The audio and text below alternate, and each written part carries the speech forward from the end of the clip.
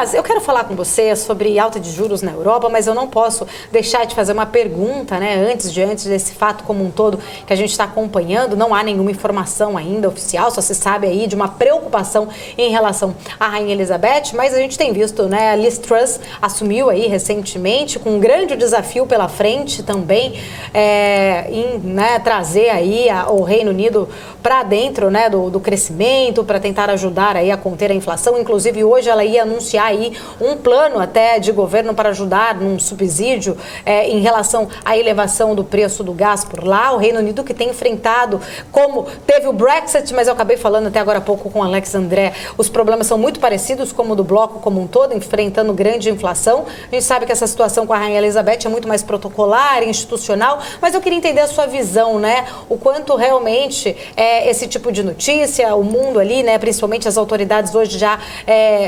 esperando, né, paradas ali em relação a essa informação aí sobre o estado de saúde da Rainha Elizabeth. A própria Liz Truss iria anunciar esse plano, não anunciou, mas eu queria entender um pouquinho da sua visão, o quanto isso pode acabar mexendo ou não, né, com a economia do Reino Unido. Veja, a Rainha Elizabeth é um símbolo monárquico, e como o professor acabou de comentar, serão 12 dias de luto e provavelmente nada vai ser anunciado.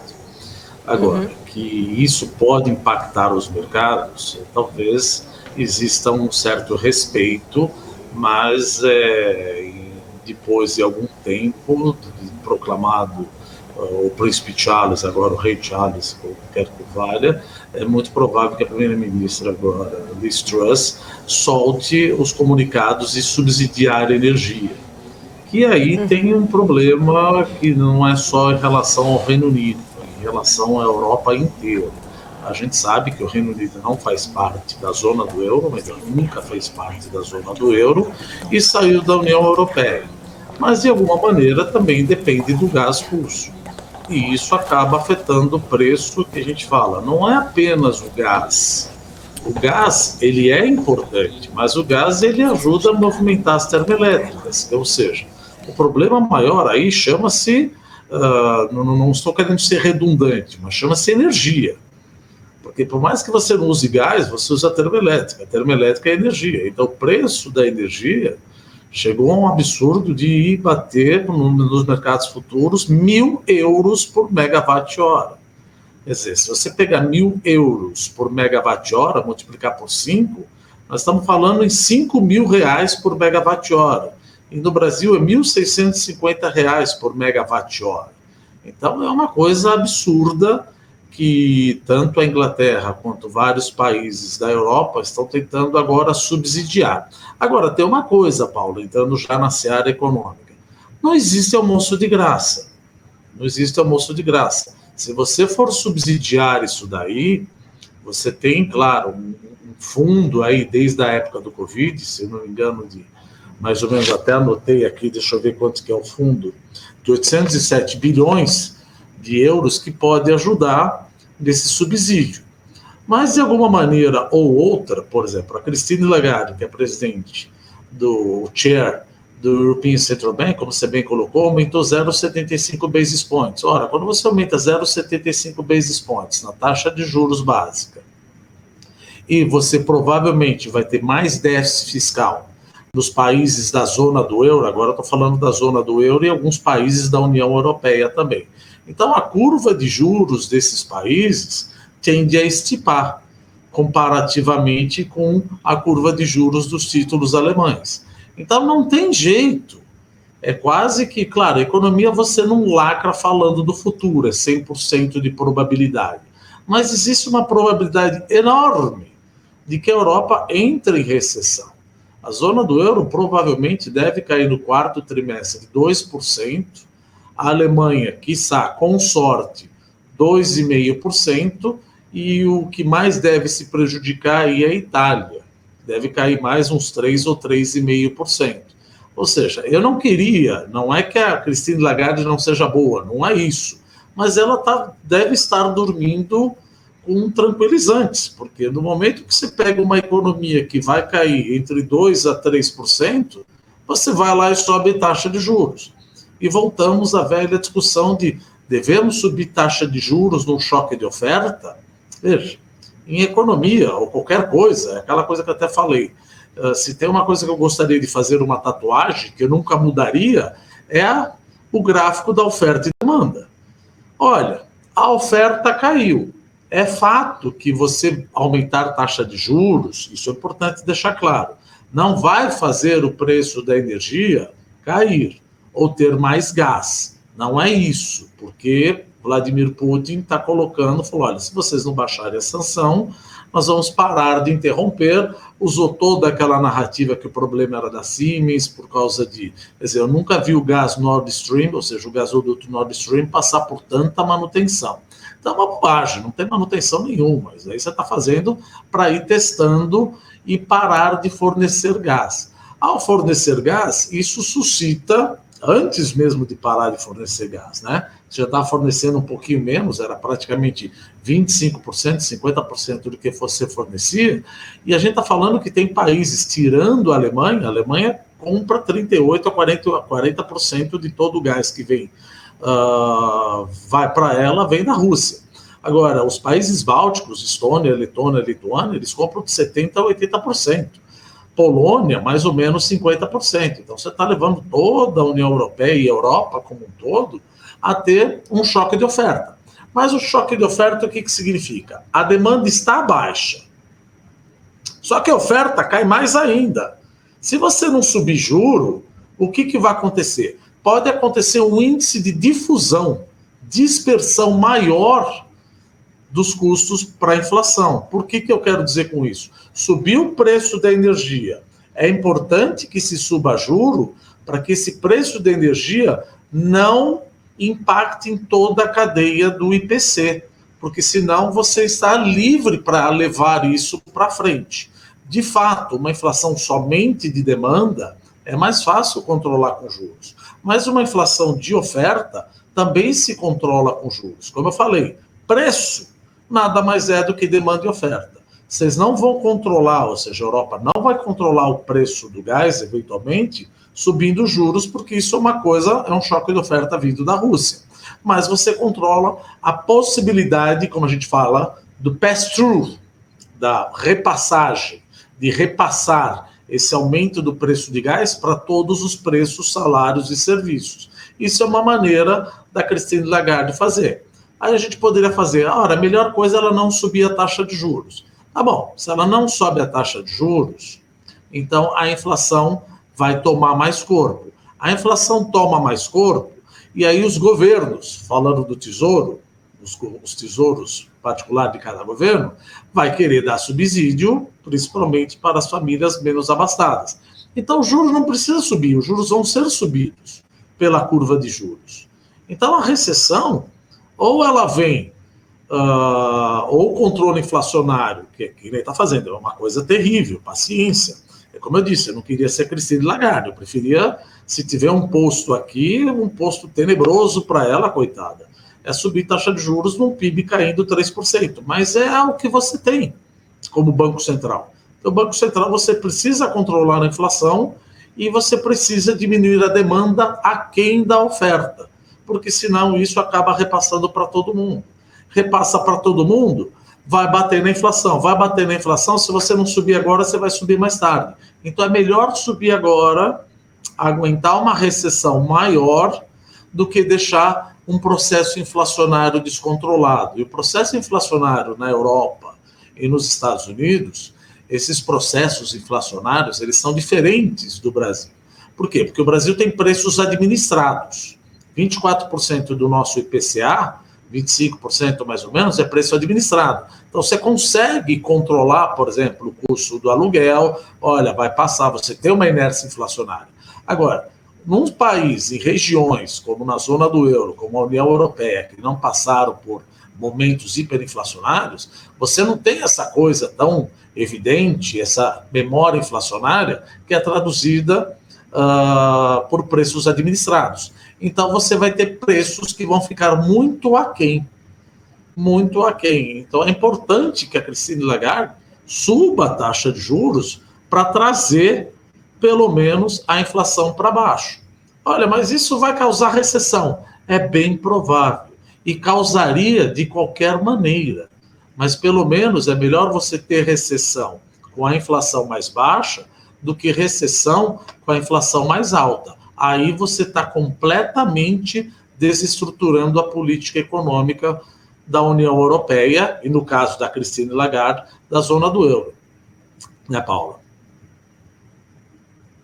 Difícil mesmo dela, né? Como você sempre falou, né, aqui pra gente, né, Dumas, não estar na pele dela. São inúmeros países ali do bloco, cada um em situação diferente, mas realmente agora ela mesmo foi um pouco mais até enfática em dizer, né, que precisa deixar, né, ali aquele momento mais apaziguador ali para trás e tomar atitudes pensando aí, né, num momento para controlar. A gente falou recentemente essa inflação da Alemanha maior dos últimos 50 anos, enfim, né? É uma situação difícil e que devem vir mais juros aí pela frente. Eu sei que a Isa também tem perguntas, fica à vontade, Isa. Agora, especificamente falando dos fundos de ações europeus ali, registram maiores saídas desde o referendo. Não estou ouvindo isso. Ah, tá mutado. É que a Isa mutou aqui, agora sim. Mais especificamente falando dos fundos, né? Ali na reação do mercado, os fundos europeus registram as maiores saídas desde o referendo do Brexit, né? Como que você vê esse impacto negativo nos mercados pelos investidores, tentando ali minimizar a exposição a uma região atingida não apenas pela alta da inflação, mas também por uma crise de energia causada pelo conflito Ucrânia e Rússia? Veja, o que é uma bolsa? O que faz você ficar exposto a um ativo? Você sabendo que o fluxo de caixa das empresas, você sabendo que ele tem eventualmente uma pujança econômica e que não vai passar de um cenário recessivo de aumento de taxa de juros. É justamente isso que não está acontecendo na União Europeia. Ou seja, vai aumentar a taxa de juros, tanto na União Europeia como um todo, como na zona do euro e na Inglaterra. Vai ter recessão, a libra esterlina está depreciando, o euro nunca depreciou tanto quanto ocorreu com o dólar, então existe uma fuga da Europa. Então, o que você escolhe? Você escolhe ficar posicionado em ativos europeus, aí vai depender muito de qual é o prazo que você está falando. Não, eu estou querendo colocar 20 anos. Aí é outra coisa. Mas agora, pensar em 1, 2 anos, como nós já falamos várias vezes, essa guerra está longe de acabar. Essa guerra está longe de acabar. E, por mais que a gente possa falar o Putin está com a faca e o queijo na mão, também não é bem assim. Ele consegue exportar o petróleo excedente que eventualmente a Europa não está comprando. Mas ele não consegue passar todo o gás que a Europa, ele não vai passar para a Europa, passar para a China, para a Turquia e para a Índia. Você não tem gasoduto para isso. Então, da mesma maneira que ao impor sanções, o Ocidente está dando um tiro no pé, a Rússia, ao não vender o gás natural, ela não tem para quem vender. Não é que não tem para quem vender, não tem como escoar esse gás. Você não tem gasoduto. É diferente do oleoduto que você já tem pronto. Ah, mas nós vamos fazer gás de liquefeito. Isso é outra coisa que demora. Você não tem também toda essa estrutura para fazer gás de liquefeito. E os países estão cada vez mais minimizando aquela pegada de querer virar climate change, infelizmente, é o que aconteceu.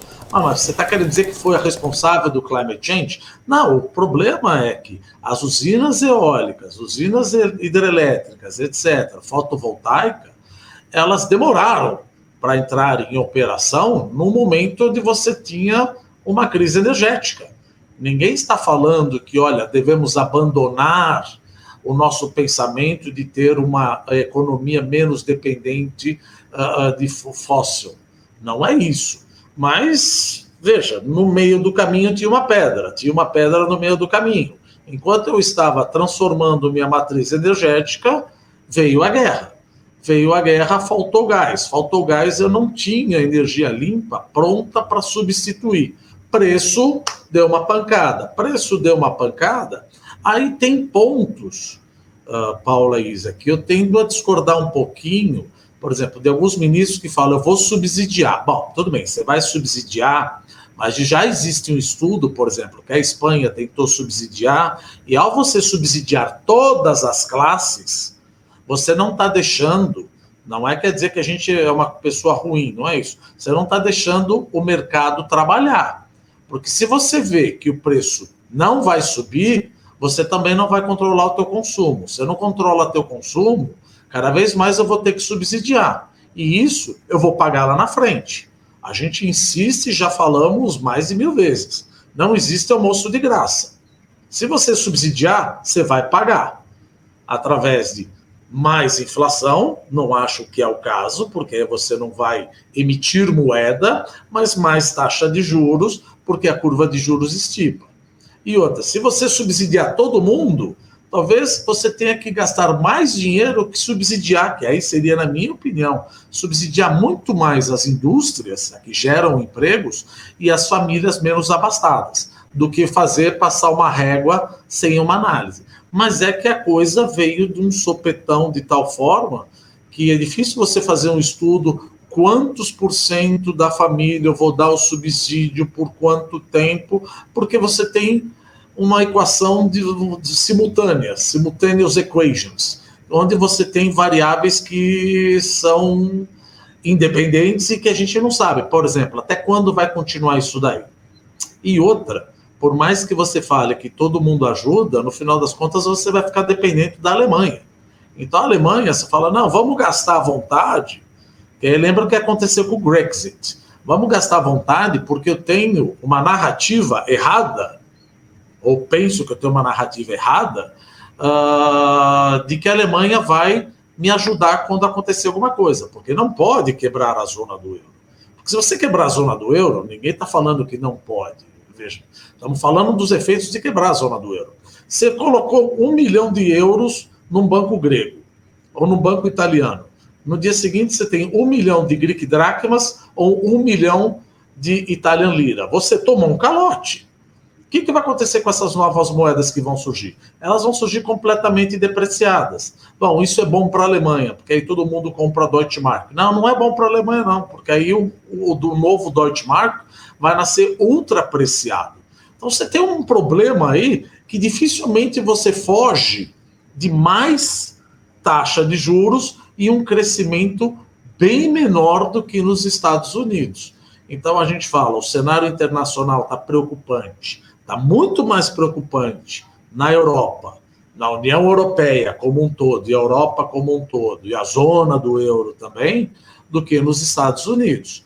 O Brasil fez a sua lição de casa em termos de taxa de juros? Sim, nós fizemos, cortamos os impostos, vamos ter um aumento da dívida pública, mas veja, nós estamos no momento, talvez no ano que vem, de começar a reduzir a taxa de juros e já endereçamos a inflação, ok, de uma pancada através do ICMS.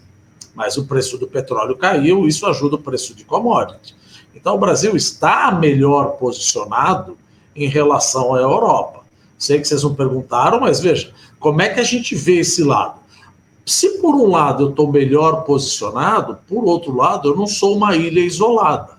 O Brasil tende a ser impactado pelo menor crescimento europeu. Tende a ser impactado por, lá na frente, o menor crescimento dos Estados Unidos. E tende a ser impactado pelo menor crescimento chinês. Então, por isso que, apesar de ter feito muita coisa correta, a PEC das benesses foi boa, mas vai ter custo. Vai ter custo. Nós temos 42 bilhões, mais 90 bilhões, mais a PEC dos precatórios, isso vai bater na minha dívida pública, mas o mercado, por enquanto, está dando waiver.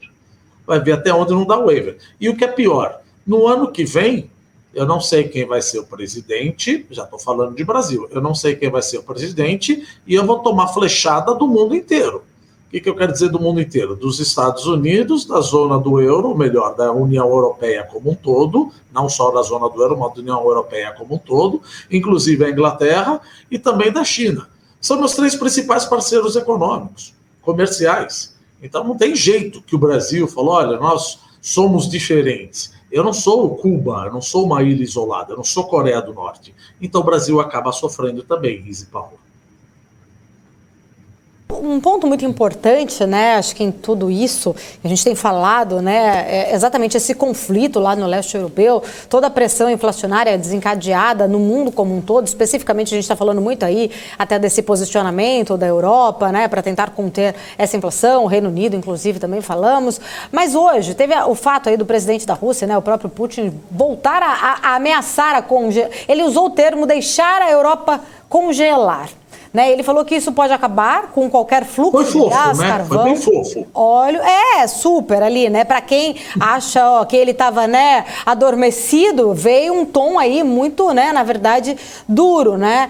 Queria entender um pouquinho. Você acredita que isso seria realmente uma retaliação às sanções da União Europeia por conta dessa, né, dessa ameaça que ele já havia falado? Eu só volto a fornecer se todas as sanções caírem. Ou esse capítulo aí, mais um, né, problemão que a gente está vendo aí para a Europa passando, seria só uma narrativa ali, mais uma do Putin, não estou dormindo não, eu estou aqui. Será que ele faria isso mesmo? É bem possível que ele faça, mas veja, sendo possível ou não sendo possível, por exemplo, a Liz Truss já soltou um monte de... Ou melhor, agora provavelmente não vai soltar, né? Não sei se ela já chegou a soltar ou não, um monte de liberação de licença ambiental para shale gas, ou seja, shale oil, que você faz o fracking das coisas. Ou seja, a gente precisa disso daí para evitar de alguma maneira. Você tem capacidade de estoque de gás, você tem capacidade de estoque de gás liquefeito. Então, também deixar congelar é um pouco de exagero.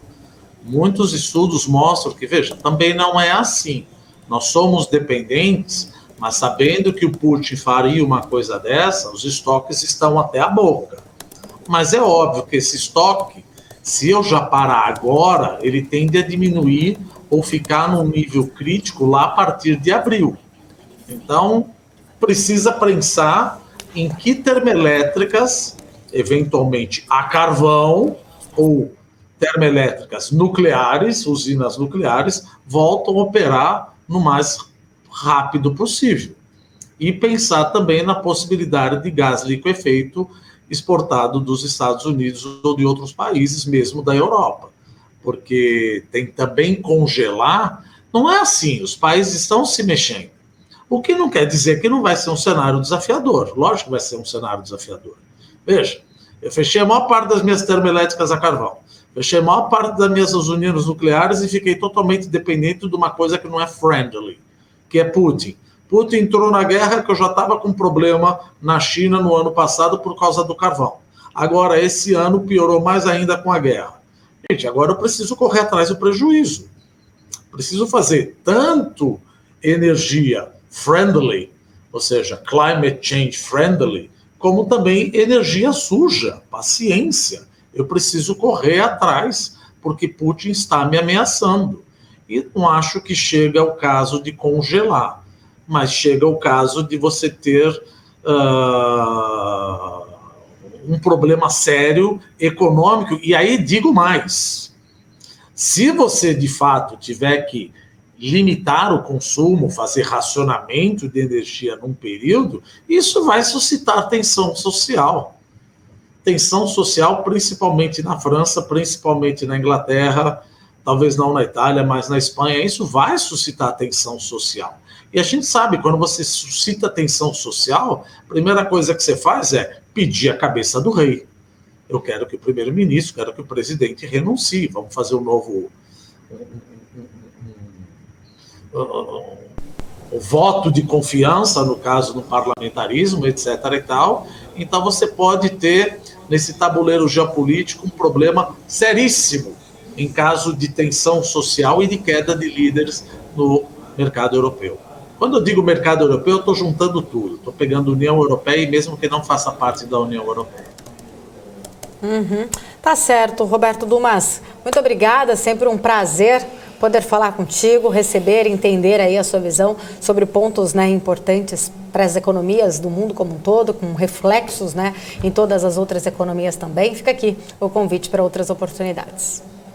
Voltarei, será sempre muito bem-vindo. Muito obrigado, gente. Um prazer. Obrigada. E o dia, pelo jeito, não vai ser muito simpático com a triste notícia da Rainha da Inglaterra. Uma pena.